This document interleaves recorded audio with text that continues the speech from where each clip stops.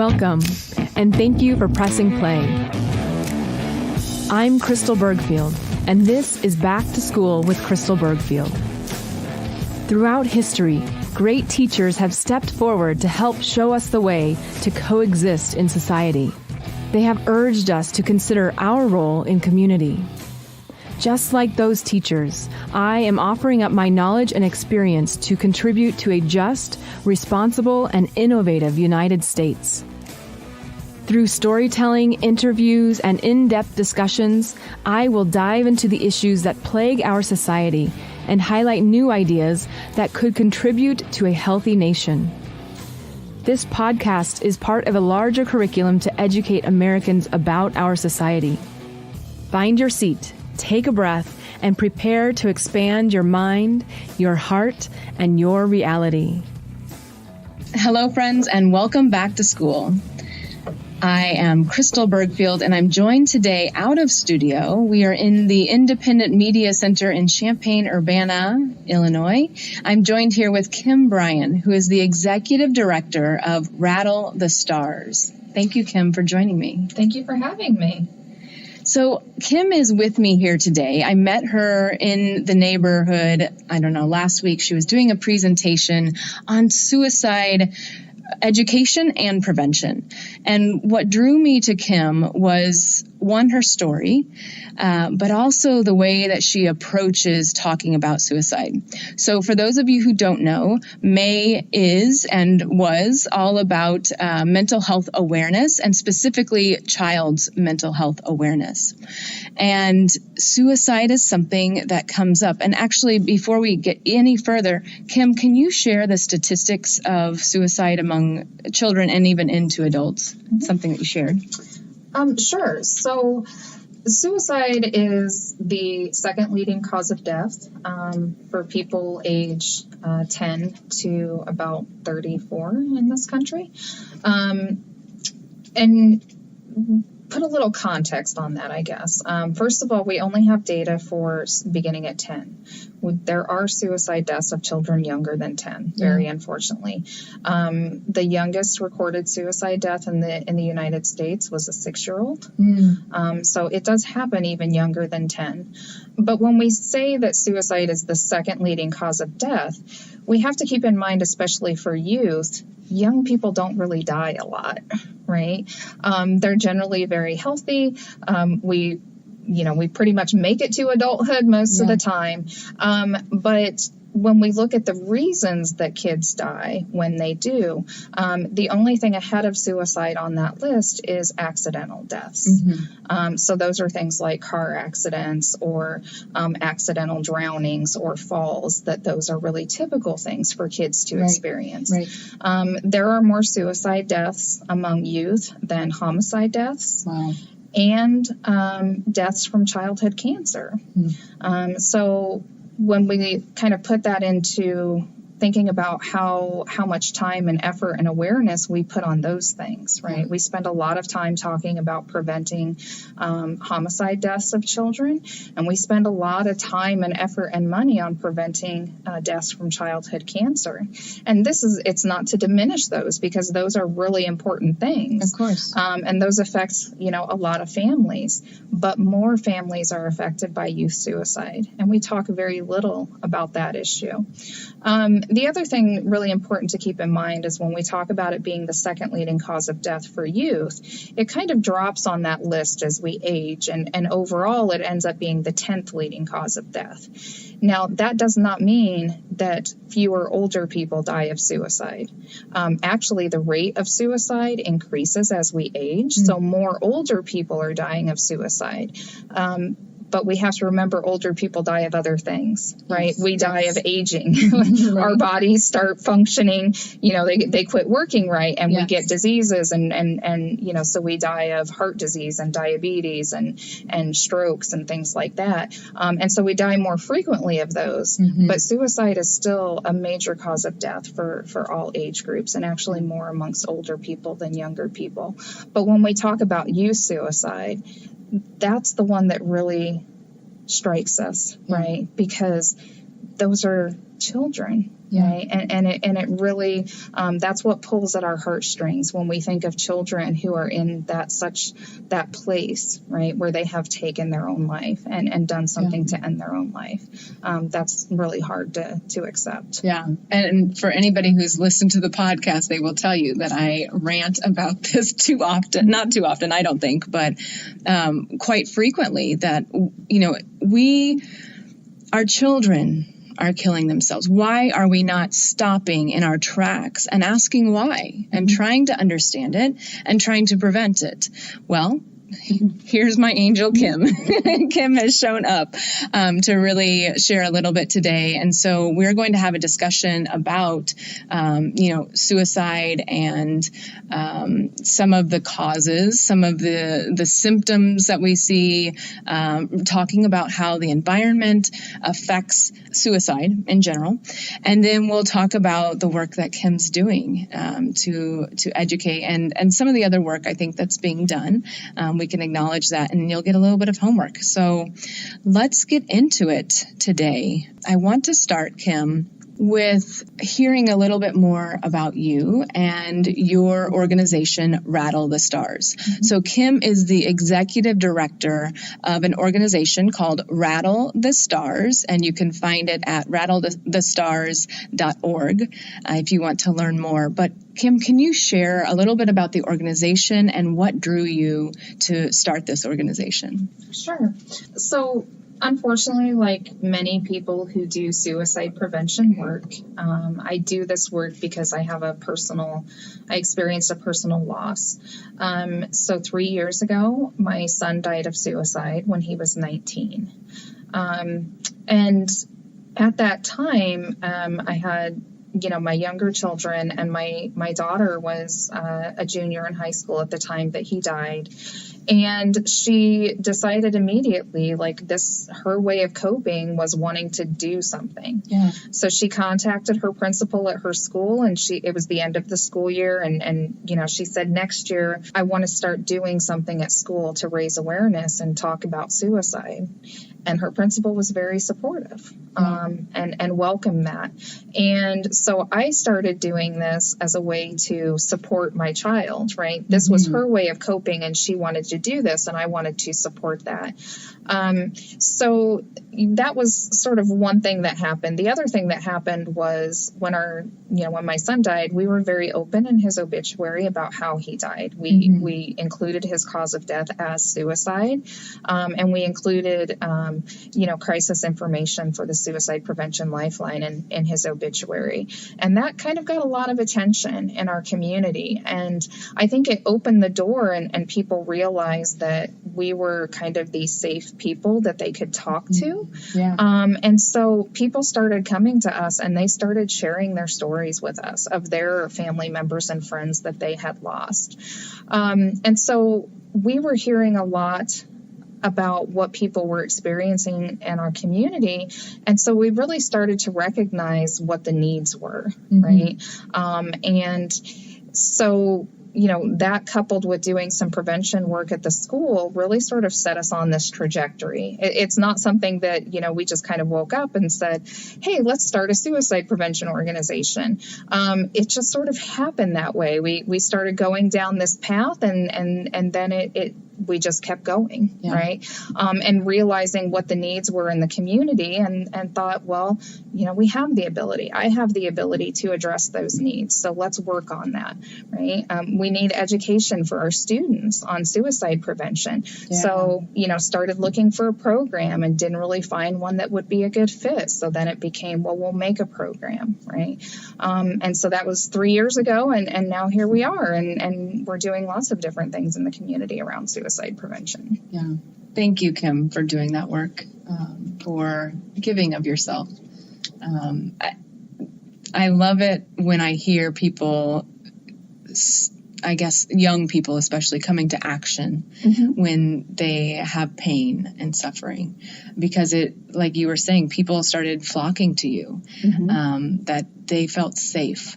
And I don't think there's anything wrong with closing down. But it's, to me, when I hear about folks who jump to action, those are the lights that we all kind of look to. And often it's that saving grace for many people who do close down, who think, okay, here's that safe space, as you were talking about. Yeah, right. And I think it became a situation where, suicide is so stigmatized in our society, and people don't have a space to talk about it. Yeah. They don't have a space to share what they experience and what they feel about their experience. And so when they see somebody who's out there, right, who's publicly saying this was suicide and this was my experience, they see that as that safe space. I can go to this person and I can talk to them and they will understand, right? They won't judge me. They'll be supportive of me because they've been there. Yeah. And so that's what ended up happening. And so that was kind of one of the first things we recognized was, okay, well, there's no space for people to talk about this experience. That's why they're coming to us and talking about it. But listening to their stories really, highlighted those other needs that people have. And so it became a situation where it's not what I set out to do, but once you have that knowledge and you're aware of these things and you have the ability to do something about that, you have a responsibility almost, to address those issues. Yeah. Yeah. Kim and I were talking about that responsibility, but having that privilege to have the education. So, and I did a terrible job setting Kim up with that. She's this executive director of Rattle the Stars, but she also has her degrees in psychology and sociology as well. So she is a sociologist. And so we're kindred in that space. And for those of you listening, as sociologists, we are curious to understand any aspect of society, but we dig into the data, we observe the world around us, and we try to figure out different solutions sometimes, or just to understand. So that's part of Kim's background, so you all can know a little bit more. But, Kim, you were talking about that feeling of not being accepted or being judged, that stigma. And I will share a bit about what I felt so connected in Kim's message was that she was sharing not only her background. Immediately I was like, oh, I know this woman. But also you talked about that stigma. And that is something that I felt when I was in the military and was raped and tortured, and I stayed in this space, and I was still living there away from home. Here, a young woman, 19 and 20 years old, in this space, and I felt shame. For a few reasons. One, they were telling me, I was wrong and I didn't know what I was talking about. But part of the piece of shame was that I was sexually active. And I grew up in a culture where you don't have sex until you're married. So I already felt like a sinner, if you will. I felt this shame. But then you add sexual assault on top of it. And so I thought, of course, God must be striking me down, or must be reprimanding me for having sex. And so I took on that shame, and, I didn't tell anybody back home what had happened to me. It took almost 5 years for me to even speak about it with my counselor. She knew what had happened and I could get a few words out, but I couldn't even share the full story for many years, because that stigma is real. And it felt it was scary to talk about it, because in my mind, all I felt was I'm the person that's wrong here, and I should have been stronger. I should have said no. I should have gotten out of that situation. All of these I shoulda, coulda, woulda, and I had no compassion for myself, and I couldn't share. And so I got stuck in that space. But in that stigma, that is where Kim is really addressing a suicide. That we do have this stigma. Do you want to talk a little bit more about the education that you're doing to really work past the stigma? And can you share a few of the stories that have, the success stories, I guess, in people sharing with you how helpful it's been? Yeah, sure. So we do provide an education program to teach people about suicide and how they can intervene with somebody who may potentially be having thoughts of suicide. And that program came about really because what we heard from people was that need around knowing what to say and what to do in that situation. So unfortunately, there's lots of stories and instances, and it happened to us personally with with my child as well, where, youth are talking about these things with each other. When they're going through difficult times emotionally, when they're having thoughts of suicide, they're telling their friends, they're talking to their friends about it, but they're not really talking to adults. And so the problem is that those friends that they're talking to, they don't know what to say, and they don't know what to do in those situations. So they don't do anything. Right. But even for adults, who and even adults in positions where they're tasked with this, like our teachers and our counselors, it's not something that they're trained to talk about. And so people are very uncomfortable with this, and they say, I don't know what to say to someone, or more importantly, I'm afraid I'm going to say the wrong thing. Right. I'm afraid I'm going to say something to push this person in that direction. And so they don't say anything at all. And so, but really it's not that, it doesn't have to be that difficult. So we developed a training program where we teach those communication skills, and we try to teach people how to talk about this. But part of that education is also addressing the stigma and understanding how people get to the point of having thoughts of suicide. And really importantly, we talk about this not just from a place of mental illness, because we have, unfortunately, there's a myth in our society that if you have thoughts of suicide, you're mentally ill. And we tend to link suicide with depression. Depression is a risk factor for suicide, but it doesn't cause suicide. Lots of people attempt and die of suicide who are not depressed. And not everybody who has depression has suicidal thoughts. So while they're related, they're not exactly, the same thing. But what we really focus on, coming from, a background of sociology, is looking at what are the experiences that people have in their lives that kind of get them to this point. Because it's not just what's going on inside our body and our brain with genetics and biology, but it's also what we experience in the world, our social experiences, and then importantly, how we internalize those things and what we think about ourselves because of those experiences.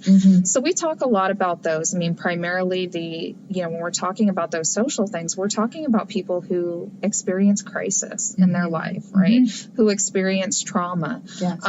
But really importantly, we want to understand that while there are things that we can all recognize as being a traumatic experience, like a sexual assault, like experiencing violence or being the victim of a crime or experiencing a natural disaster or even a car accident, we recognize those things as being traumatic. But we can also experience crisis just in our everyday lives, right? So any time where we feel that we don't have the ability to cope with the stress or the overwhelming emotions that we're feeling, that can put somebody into a crisis situation. And for, many people, that could be something like a job loss, a divorce, a fight with a significant other, a problem in, a relationship, for kids with their parents. For youth, it could be getting bad grades, right? It could be breakup with a partner. So there's lots of other things that can trigger those feelings where we're so stressed and we don't feel like we can cope with it. And then the other part of that is how that affects our thoughts about ourselves, right? So we all have, and those of us who are, students of sociology understand roles and expectations, right? So we have roles in our lives, and that, for our youth, it's being a child, right? Being a son or a daughter, being a brother or a sister, being a friend to their friends, being a student. These are all roles that they have, and they know the expectations that are attached to those roles, that in this role, I should be this way. Right. This is what I should be able to do and how I should be. Right. And so when kids feel like they're not able to meet those expectations, then that's when they can start having thoughts of suicide. So when they feel like I have to get good grades and I have to go to college because that's what's expected of me, if I'm not able to do that, then I'm not a good child. I'm not a good student. And so they can start to feel, disconnected, and they can feel like they're a burden on their family and friends because they're not doing the things that are expected of them. So really the important thing is that it's an understanding that the experience of having thoughts of suicide is not because of a failure within the person. It's because of the things that the person is experiencing around them. And so it's really shifting that focus from the individual to the community and to society. And when we do that, then we can start to help people to feel this is not my fault, right? There's nothing wrong with me that I'm feeling this way, right? And so that's how we start to address that stigma through our training. Well, and you and I were talking the other day about the symptoms of a sick society. And that we, as the citizens in the United States, we're the ones who exhibit those symptoms in this sick society. And so I think that's what you were talking about quite a bit with how that trauma, that feeling of failure, all of those pieces in the environment in which we live, those are the ones that we start to we carry those symptoms. Do you want to expand a little bit more on that symptoms piece? So, thinking again sociologically, like we can go all the way back to Durkheim, right? Who wrote Suicide, right? Who did this seminal work on suicide. And even then, over 100 years ago, Durkheim was able to show how the characteristics of the society affected this very individual choice of, or what people perceive as a choice of suicide, this very individual action. And so what we see now is unfortunately in the United States, the suicide rate has been increasing for about 2 decades now, for about 20 years. And our youth suicide rate has been increasing steadily for about 20 years. But this does not, when we kind of look at that statistic and we go, wow, that's shocking, this is going up. Well, what does that statistic really tell us? Because it's not that kids are more mentally ill or kids are having more problems, that there's something wrong with individual children now.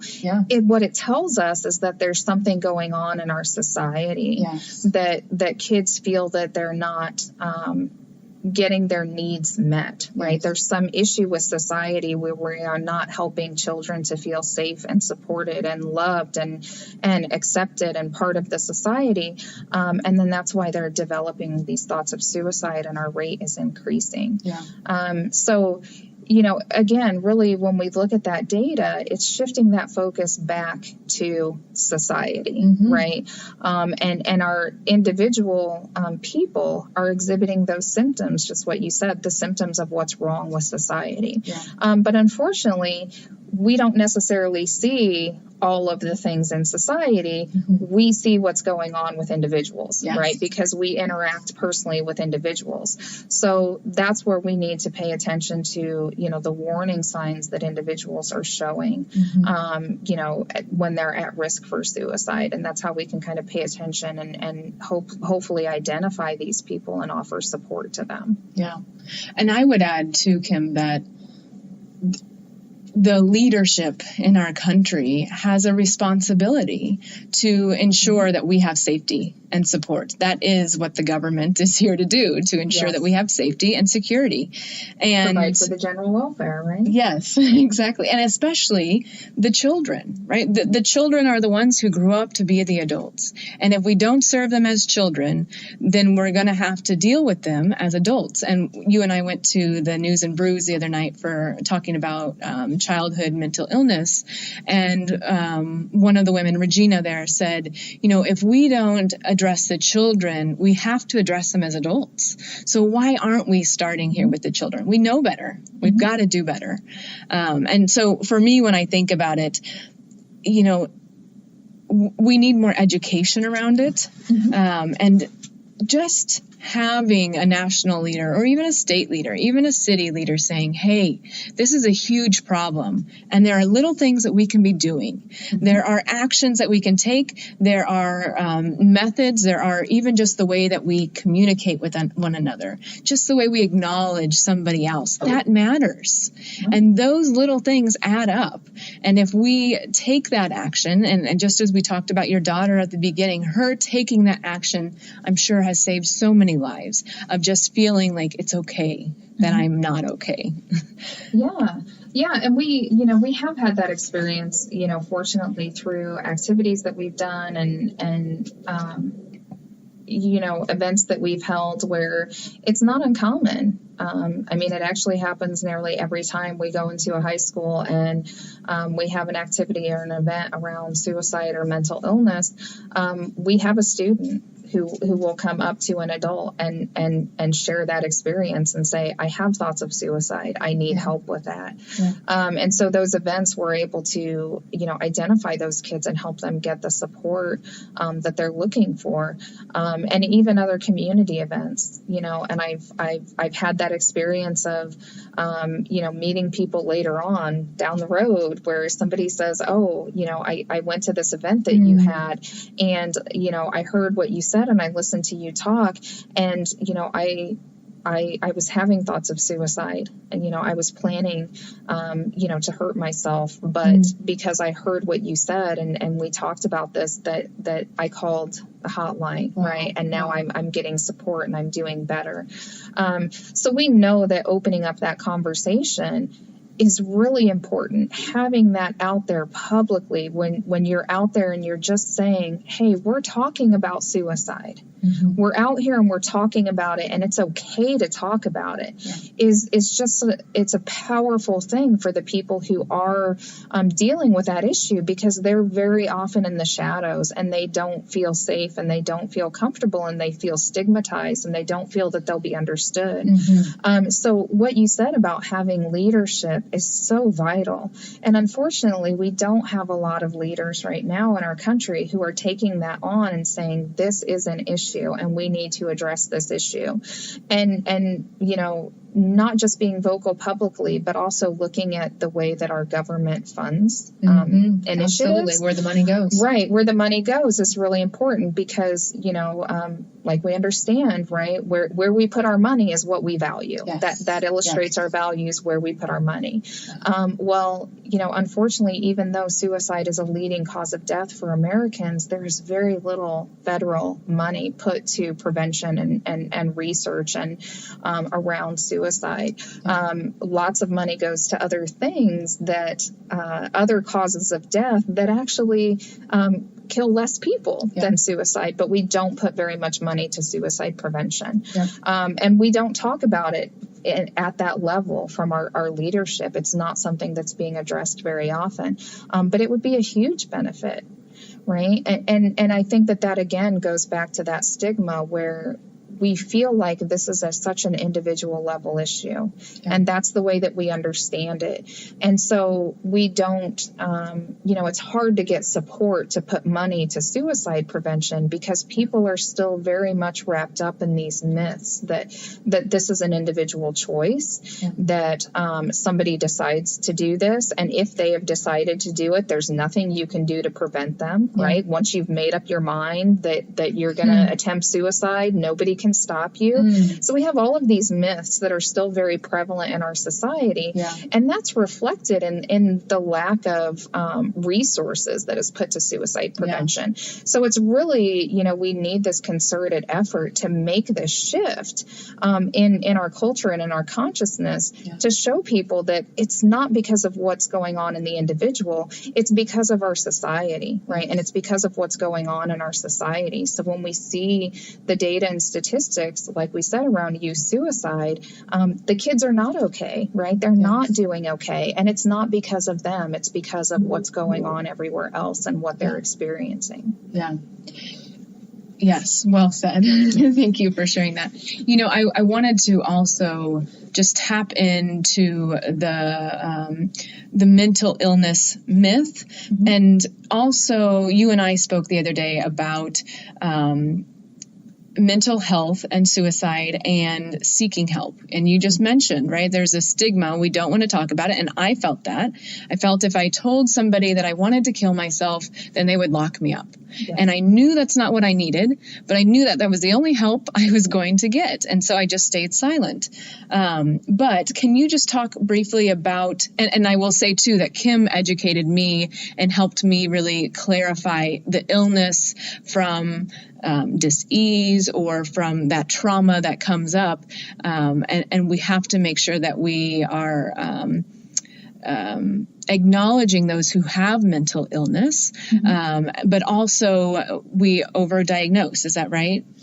Yes. So, we have an unfortunate sort of component of our healthcare system with both private insurance and Medicare and Medicaid, our public health insurance systems, that in order for people to receive treatment, they have to have a diagnosis, yes. Right? So all of our clinicians, our counselors, our therapists, they have to diagnose somebody, yes. with something in order to get for that to be a billable service that they're providing to that person. So for them to get paid for the service they're providing, they have to diagnose somebody. Okay. Clinicians have a problem with that because they don't like having to diagnose people. Yeah. For some people, the label can be not only psychologically hard to accept, but unfortunately for many people, it can have very real consequences in their life. Absolutely. So for people who have certain jobs where it could affect their job and their ability to do their job if they have that label of being having mental illness or having suicidal thoughts. So things, our first responders, yes. Right? Yes. Police and emergency medical personnel and firemen, that diagnosis and the military, having that diagnosis of a mental illness could cause that person to be relieved of duties, right? Yeah. So it's an unfortunate situation. And I would add to Kim that one of the side effects I felt was that they diagnosed me with depression. Mm-hmm. So now I've got depression the rest of my life. When I knew that wasn't true. Yes. For me, it was the trauma that I endured. But it wasn't until after I was able to remove myself and really heal myself that I could see, it was the environment. That's not Crystal. That's the environment. Yes. And it's really interesting that you bring that up because there was, there's been a movement in the last, decade or two in sort of the mental health realm about trying to put out this idea of mental illness as being biological, right? That it's just something you have, you can't help it.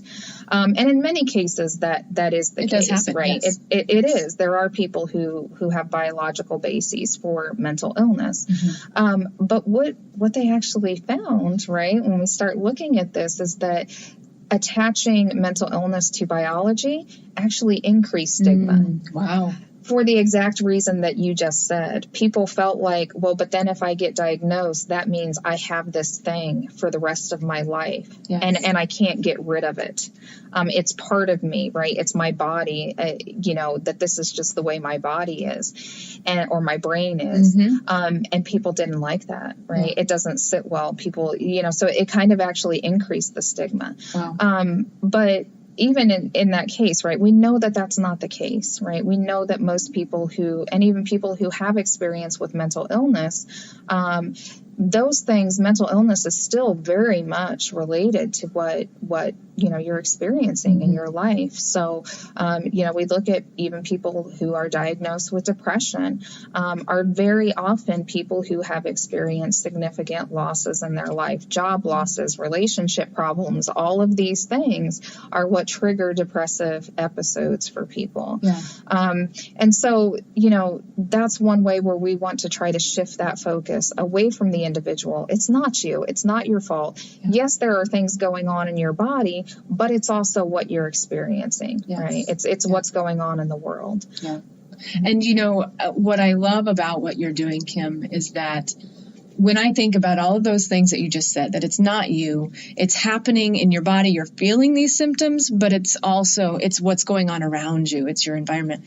And for kids, they don't have that cognitive ability to process that. Mm-hmm. So the work that you're doing is vital, and we need more of it. We need this to go to a national level to have awareness, because kids are not fully developed.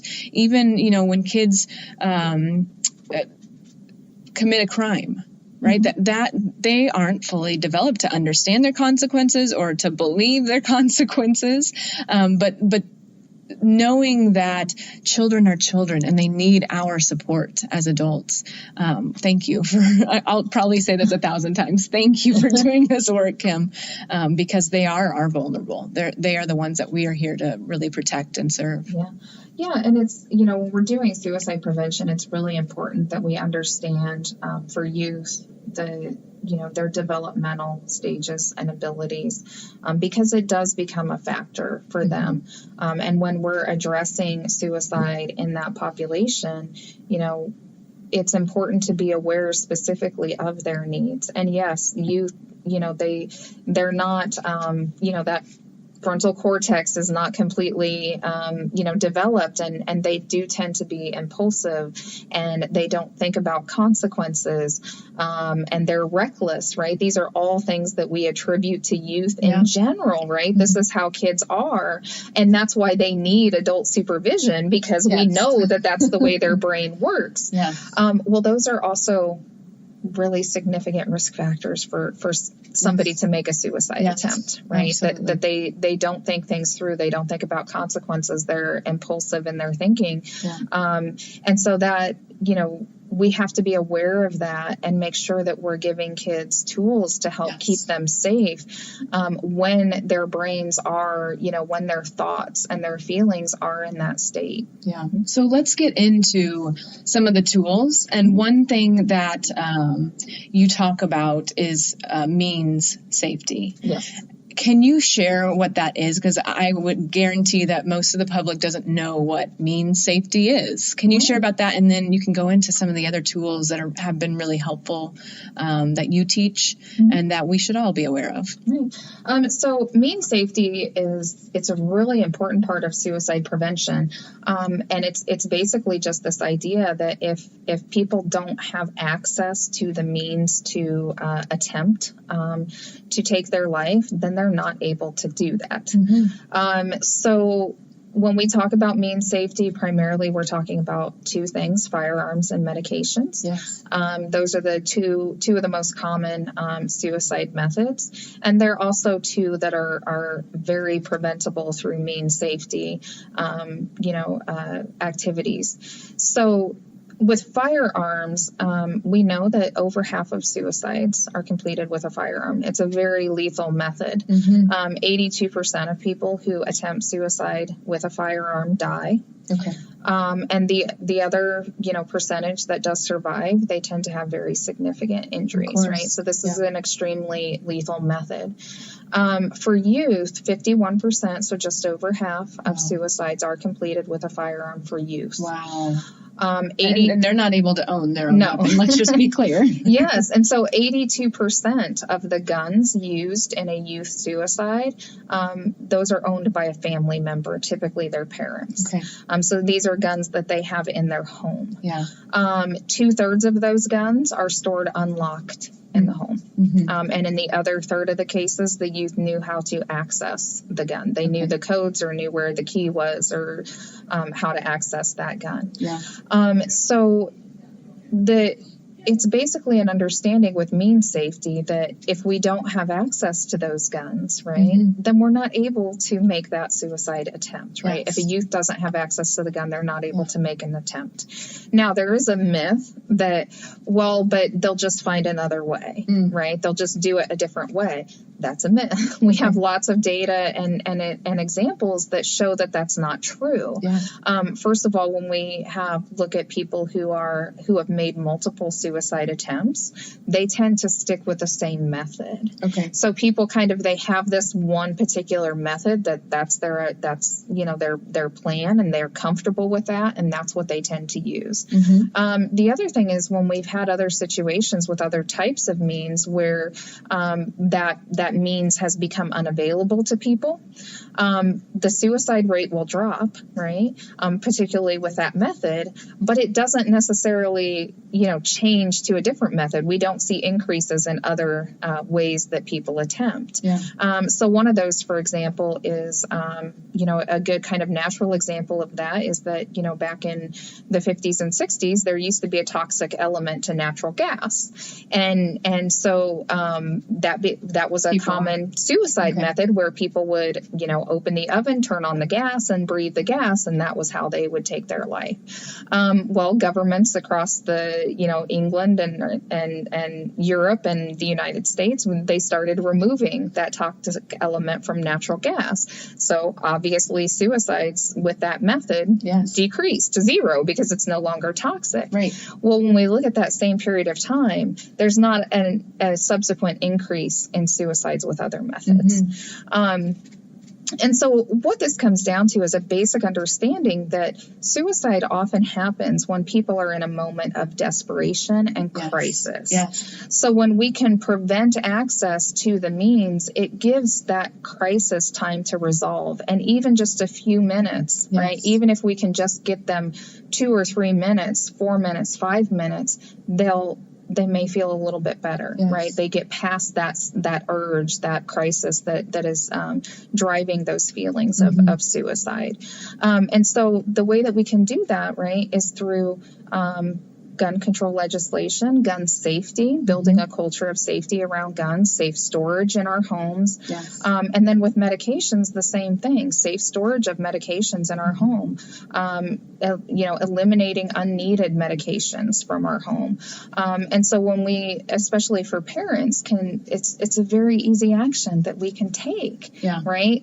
Where we can be safe with these things in our home, and then you're decreasing the potential that your child in your home is going to be able to attempt suicide with those methods. Right. And you talk about a moment of crisis. And I think that's really important to come back then around to this culture of safety. Yes. That we all have moments where we feel like we're in crises, where we just are fed up with the world, we're fed up with our family, we're fed up with school, whatever that is. I think that we all have that feeling at least once in our lives. And in that moment, if there were support around that, and that comes back to that culture of safety, as does these common sense gun laws and locking your weapons up and doing the same with medications. But when we talk about a culture of safety, it goes much deeper, and it really, to me, it needs to go into every community. The leadership needs to be preaching that from every pulpit about a culture of safety and a culture of inclusivity and support for our children. Because again, our children become the adults. They are the future of our nation. And if children feel like they need to escape our society, we're doing something wrong. We need to address this and fix this. So yes, the leaders need to be shouting about it, but also community members should be taking action. And whether that's just acknowledging, right? We were talking about this the other day, of just acknowledging a child, and especially in the immigrant population, in that I was listening to a woman, and she was saying that they just need to be acknowledged, to let them know that you're not out to get them, but you see them as human in front of you. Yeah. So really, that's one part of that culture of safety is just helping people to feel affirmed, to feel like they belong, to feel like they're an important part of society. They have a purpose for being here, and we need them here. So anything that you can do to just extend that to another person, and especially to a child, is really important. But the other thing that people can do that's really important when we're talking about safety is just thinking about, like you said, everybody has moments when we feel overwhelmed and we're not able to cope. This is part of, it's a part of life, right? The human experience. Things happen that upset us. And so what we can do is we can learn how to be better at supporting people, right? How to validate people and support them in those moments of crisis and help them get what they need, so that they don't go in other unfortunate paths when they don't feel like they're supported.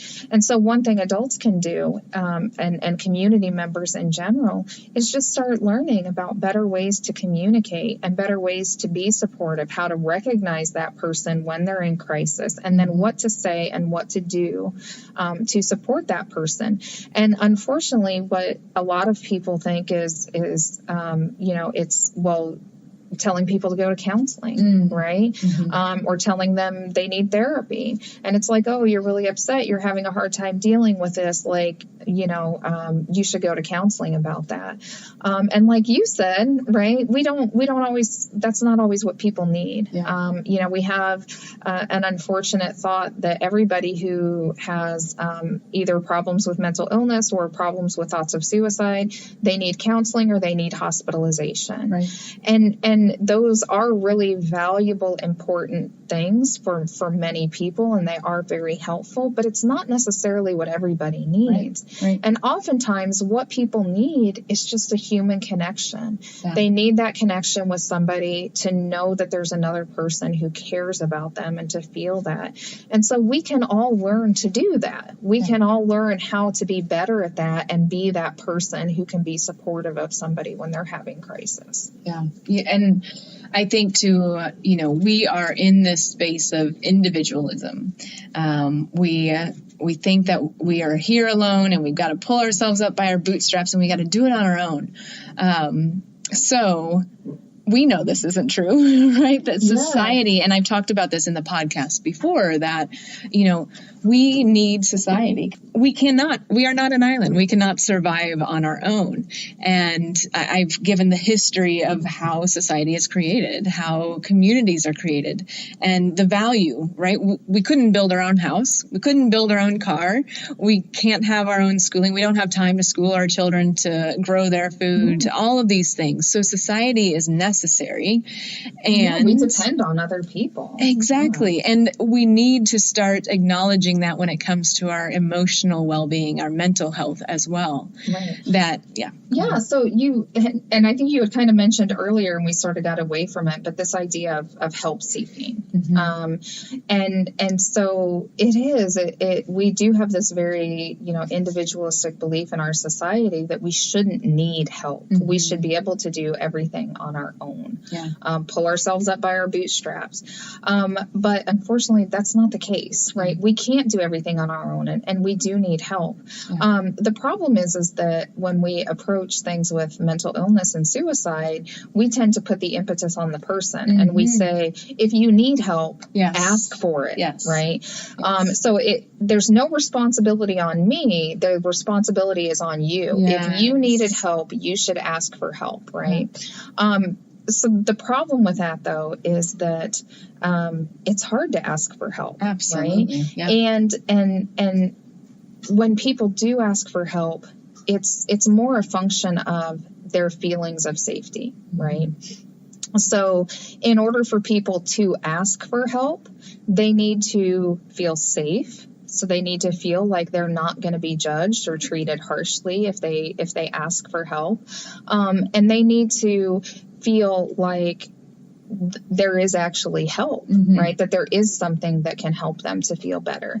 And so it's not necessarily about what is going on with that individual, but what they feel, around them, that culture of safety, that they feel like if they ask for help, they're going to be understood and they're going to be supported, and there is actually going to be help available to them. Yeah. So unfortunately, when it comes to suicide, we don't have that, right? Not yet.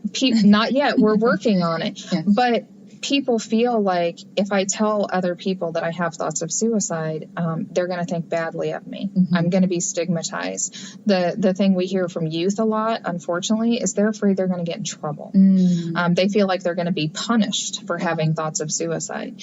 And so they don't really feel like they can talk openly about it. The other thing is that, youth often talk about that idea that, is there help actually available? And they go, but the things that are there, they don't help, right? Yes. Like you mentioned. Yes. I know if I say this, they're going to want me to go to counseling, or they're going to want me to go to the hospital, and those things don't help, right? They're not helpful. And so what ends up happening is then we don't ask for help. Yes. And so that's, one of those areas where we have to change that in our culture, and we have to build that culture of safety where we're not just saying, if you need help, ask for it, but we're making it okay for you to ask for help. We're creating the space where you feel safe, and where you feel like there are things that are actually going to be able to help you. And unfortunately, we don't have that right now. So the problem is then, instead of putting that person on that responsibility on that person to ask for help, we need to shift that back to us and say, if we know that people have a difficult time asking for help and that it's hard for them to ask for help, then we need to ask them if they need help, right? We need to ask them if they need support rather than waiting for them to come to us. Yes. And that takes us being present. Yes. Seeing the person, the individual in front of us. And you, I think you have some really great advice. Can you share with us, if I was in crisis, or if you just noticed that I was struggling, what would you say to me so somebody else could mimic that with a friend of theirs? Sure. So we teach a method of talking about suicide that it's a way of talking about it with compassion and with care. So typically in the realm of suicide prevention for many decades, what people have been taught is to just ask the person directly, are you having thoughts of suicide? Right. And it is important that we do ask specifically about suicide, right? You don't want to ask if the person is going to hurt themselves or something like that, because that can be misunderstood. We do want to say the word suicide. And let me just add here that from personal experience and being asked that over and over while I was dealing with my PTSD, I would lie almost every time because I did not feel safe. Yes. What we want to do is, again, keep in mind, it's on us. It's our responsibility to let this person know they are safe, that we're not going to judge them, and that they're going to be supportive. So you want to change that and ask that in a really supportive way. So we teach a couple things. So first of all, you want to explain to the person what you've noticed, right? If you've noticed these signs, you want to let them know what the signs are, because you want to tell them why you're asking them this, because it can be a shock to just be asked and you're going, why are you asking me this? So tell them what you've noticed. But that also, really importantly, it tells that person, I've been paying attention to you, and I care about you because I have noticed these things in you. Then the second thing you want to do is you want to normalize suicide. You want to make it okay, and let them know that it's okay if they're experiencing this, right? And then you're going to say the word suicide when you ask them. So a way that you might do this is, if we could use you for an example, because you've talked so openly about your sexual assault and PTSD. So one way I might do this is if I just come to you, and I'm going to do this in private, right? Because again, we want a safe space. So I'm going to come to you and I'm going to talk to you and I'm going to say, Crystal, I've noticed it seems like you're having a really difficult time lately. Like I've seen you kind of crying and trying not to show people that you're crying. And you're not really going to, meetings or things that you had planned. And so, but I understand, with your sexual assault, that this is a really difficult time. Now, when other people have had the experience of sexual assault, it's not uncommon for them to have thoughts of suicide. is that something that you have thought about? Yeah. So now I've let you know, I've paid attention to you, I see what the problem is. I've normalized it by telling you other people go through this, and that's really important, so you don't feel like you're the only one. And so that, by me saying that, I'm sending those signals that if you say yes and you talk about this, you're going to be safe and you're going to be supported, and I am a person who understands. So we're building that safe space and that, those feelings of safety in the way that we ask that question. That was beautiful. Thank you. As we've talked about this whole time, it is difficult. We want help, but we don't ask for help. And one thing that I know from the veteran population is that we are as hard-headed as they come, and quite often, veterans and active duty, they don't ask for help. And of course, if their job is tied into that, as you were talking about, it can be an issue. But when we know that somebody's there and that they've been paying attention, that can shift everything, and it just can go miles and miles. Right. Yeah.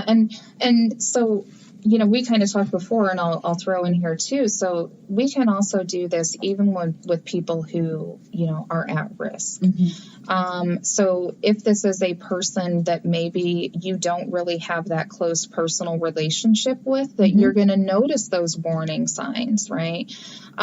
If this is a person that you interact with professionally, you may not have the opportunity to notice all these warning signs, but you can still use the same method to just bring this up with them in general, right? So if we use the example of a veteran, right, who's maybe coming back stateside after a deployment, or they're reintegrating to civilian life, we can sort of approach this in the same way and just say, hey, this is a period of time when a lot of veterans have some difficulty, and with that they may have thoughts of suicide.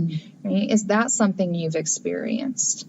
And so you can kind of approach it in general, just knowing that this is a period of time that this person may have some struggles, right? And you're going to give them the opportunity.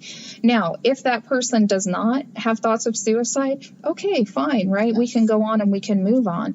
But let's say down the road they do, right? And those thoughts come later. They'll remember that you were that safe person, that you were the person that asked, right? That you were the person that asked in that compassionate way, and they have somebody they can come back to and talk to. Right. Well, and I think it's also important, I don't know if we've talked about this yet, is being able to talk about it. Personally, I struggled to hold it in, and I didn't tell anybody for years, but once I finally broke the silence, that's when the healing began. And I didn't start the healing until that moment when I could vomit it out of my mouth to share what had happened to me and the feelings I was feeling and the thoughts that I was having. But it took that feeling safe. But I just want to make sure that we talk about talking about it, because often, and I am trained in yoga and Ayurveda and in the energetic sciences. So we know that emotional trauma, mental trauma, we hold that physically in our bodies. It expresses itself in physical ways. And when we hold that trauma, sometimes it's just that holding. But when we can let go of it, when we can feel like we can, again, vomit it, scream it out, cry it out, but just be able to express it, it can change the entire way that we feel about ourselves and how we feel supported. Right. And I love what you just said, with just one clarification, right? That sometimes some people don't want to talk about it, right? Or they're not able to talk about it. And so it's not just talking, it's letting it out in some way, expressing it in some way.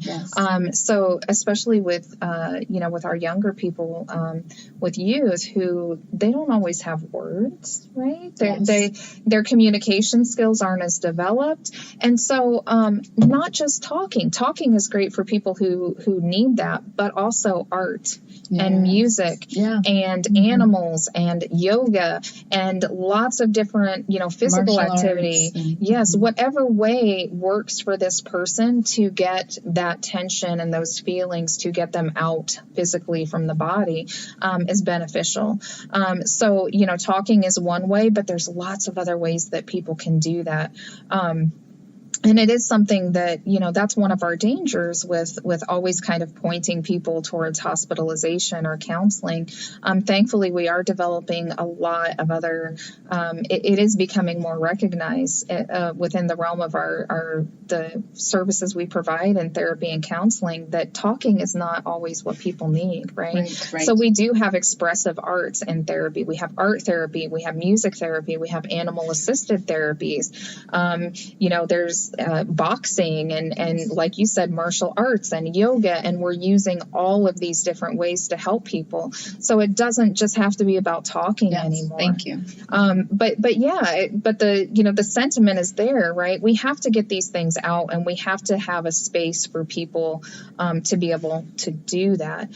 And what that comes back to is we have to be the one to create that space. We have to let them know that this is okay, right? We have to be the ones out there talking about this issue to begin with, right? So we need people in our community talking about suicide. We need leadership in our government talking about suicide. And so we're letting people know this is an okay thing to talk about. You don't have to hold this in. You're not the only one. Other people experience this, and it's okay to let this out and to discuss it and to talk about it, and to talk about it openly. And so it takes a lot of other people making those steps and doing that first. But it's such an important part of suicide prevention, right? It's so important, especially with our young people, to normalize this issue. When we look at statistics, we know 1 in 6 youth have thoughts of suicide, right? 1 in 12 attempt suicide. For adults, it's lower. When we look at all adults in general, it's about 1 in 25, but that's still a lot of people. So when you're thinking about our youth with 1 in 6 having thoughts of suicide in a standard classroom of kids, that's about 4 kids in that room who are experiencing this. Now, who in their school is out there saying, hey, all of you children who are having thoughts of suicide, it's okay, right? You can talk about this and we can feel comfortable with this. It doesn't happen. And part of the reason it doesn't happen is because we're uncomfortable with it. Absolutely. We're afraid. It makes us uncomfortable because we don't know what to do and we don't know how to respond to that person. And we're afraid that, oh my gosh, what if this person does do this? What if they do attempt, right? Well, and I think that's been the belief and that myth. Because we don't even talk about suicides in the media. They don't talk about them in the news. When somebody dies of suicide, they try to hush it and sweep it under. And you were saying we need comfortable. So we have to get comfortable with it, right? We have to be okay with it. And like you said, unfortunately, outside of, those really celebrity suicides, when it's just somebody in our community, we don't talk about it. We don't do the a life remembered pieces, right? For our community members, who have died of suicide. We go, we can't talk about that. Right? Because we have all of these fears, but that fear comes from a lack of knowledge and myths and misconceptions. And the fact is that most people who have thoughts of suicide, what is really helpful to them is just talking about it, just getting it out in whatever way that is, right? Through that art, through exercise, through whatever means it is for them. Get it out. But in order to do that and create that safe space, we all have to get over our own fears and our own discomfort with the subject. Yes, absolutely. The thing about sociology is that it's so broad. We study society, but different aspects. And for me, I studied quite a bit about race and ethnicity and sexism within our systems. That was what I liked to study, studying the military and how it affects spouses, studying children and how if they don't have food on the table, then they don't do well in school, right? Sociologists have this ability to study these things and then bring that data forward. And so I just think we need more sociologists out there educating us, because you're bashing that myth that we have to keep quiet or not talking about it.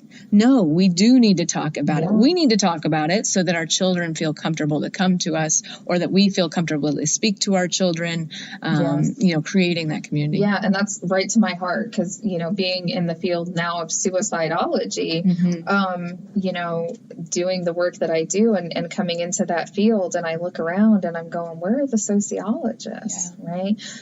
So we really do need that interdisciplinary approach. We need, people not just from sociology, but, anthropology and lots of our other social scientists. And psychology.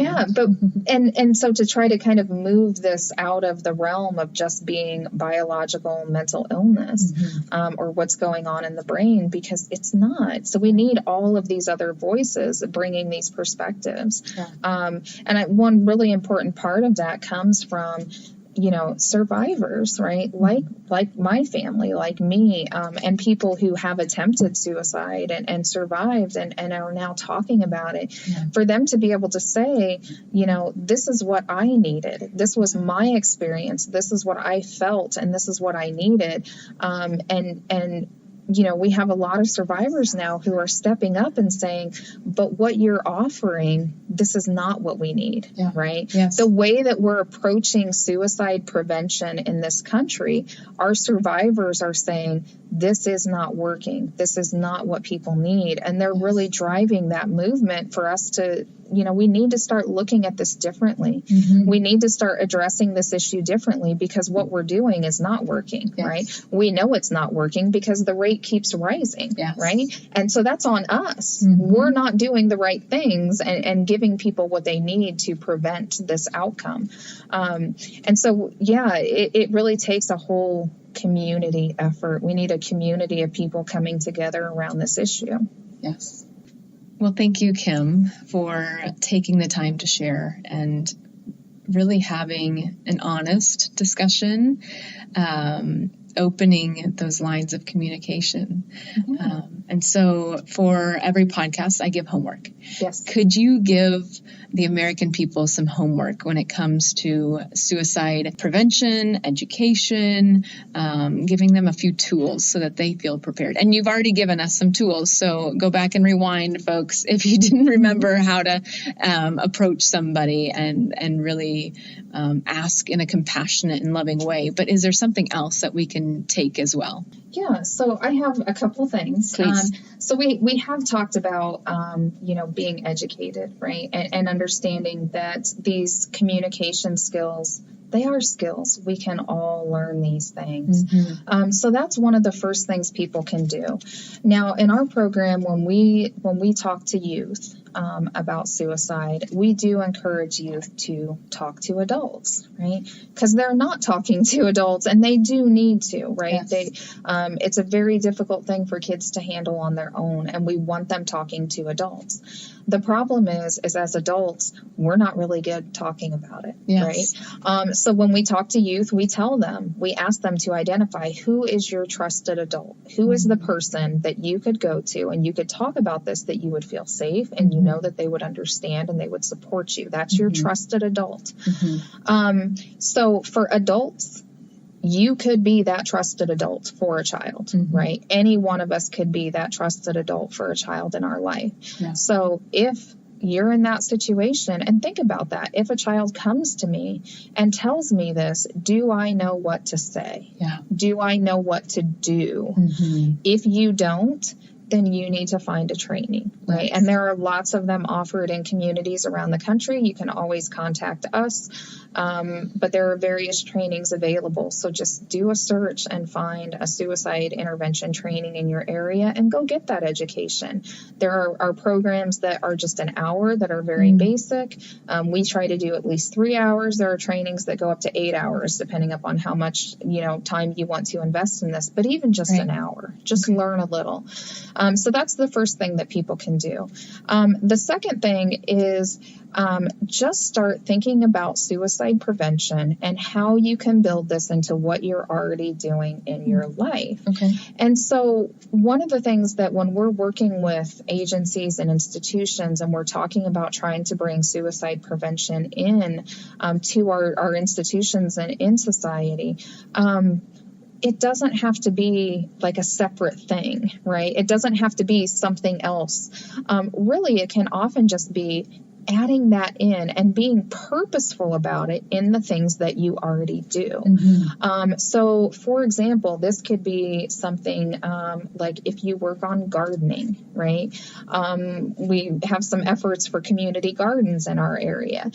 So it could be just something as easy as saying, hey, we're going to have this event that's teaching people how to garden. Gardening is a really great coping skill when you're stressed out. Yes. Right? Yes. This is something you can use when you're having a difficult time, right? So now we've illustrated to people that this is a coping skill. We're also talking about mental illness. We're talking about stress. We're talking about feeling overwhelmed. So we're bringing those things up. I was working with an organization that is planning a game night for their kids, right? Nice. Just something fun. And it's like, okay, all you have to do is just be purposeful in making that statement and say, this is something you can do when you're having a really difficult time coping, right? So I encourage everybody, think about what you already do. Think about what you already do in your job, in your community, in your life, and just think, how can I make this purposeful and meaningful and bring a discussion of mental illness and suicide into what I'm already doing, right? We're not asking you to add more, right? Because we're all busy. We all already have a lot on our plate. But really, it's just that one sentence, that one announcement, that one little added thing to what we're already doing can make a huge difference. And when you already have their attention. Yes. Very much. Yes. All right. Thank you, Kim, for those pieces of homework. Easy enough, folks. Go get a little education. Go just add it with intention, speaking about mental health. And as I've said before, the health of a nation is really a reflection of the health of the people. And for us, seeing that we are carrying these symptoms of a sick society right now, we need to address this. So bring some intention to your next gathering and just mention mental health. Mention how you feel it's appropriate to mention, and also go out there and get some education. If you are an adult, if you are a responsible adult, go out and get some education so that you can be that safe place for a child, or maybe you're a safe place for a lot of children. But please be responsible and reach out to Kim if you have questions. Kim, you are getting ready to do an event in the fall. Can you tell us a little bit about that? Yeah, so this event is called Parima, and it's our art and music show. This is our 4th year doing this, and it's really just it's a show for people who have experience with mental illness, with suicide, with trauma. Really, it is that outlet for people who express those experiences through art and music, and so we just provide a space. People can submit their work, and we display it in the gallery. We have live performances of music and spoken word, and people reading poetry and dance and lots of different things. In our gallery, we have written works that we print and display. We have drawings and paintings, sculpture. We have videos. We have people that make short films, and so it's really anything that people use to express their experiences, and we put it on display. And it's not only an outlet for them, but it also becomes a space where other people can come in and they can experience that, and they can learn a little more, and they can have some, gain some of that compassion and understanding that comes from really listening to somebody's story and sharing that experience with them through the work that they've created.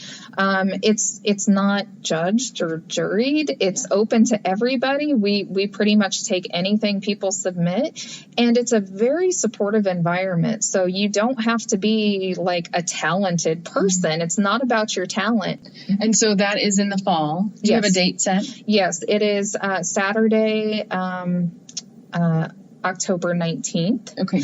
And it's at the Soto Theater in downtown Champaign. Excellent. And we have the submission forms on our website are open right now. That's rattlethestars.org, and people can go on and they can, fill out the form and submit their work to the show. Excellent. I can't wait to hear about it and to see people's art. I don't know if I'll be in the area, but I've already been thinking, how can I get here? And so one other thing that Kim and I are going to be doing together, I'm going to be doing a dual fundraiser with Kim.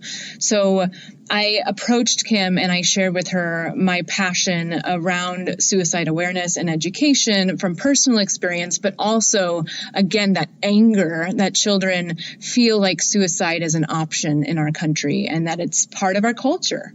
And so we connected in that space, and I want to do a fundraiser. So friends that are listening, friends of Kim, friends of Crystal, I'm going to ask you to donate here the first 2 weeks of June. We'll do this fundraiser. And so we are going to split the proceeds 50-50. Half will go to Rattle the Stars, half will go to my campaign so I can continue to travel the country and meet other folks doing amazing work like Kim. And so if you're listening and you want to give double, please. That way we can both continue to do our work. Let me just mention too that, so she gets a grant, but she offers her work, her education for free. So she's out there burning the oil at both ends, taking care of herself, her family, and the community. So if you have been waiting on an opportunity of when you wanted to give to the campaign, give right now, give double so that we can gift Kim half of what we earn here. And that'll be it. Kim, thank you again for spending your time with me.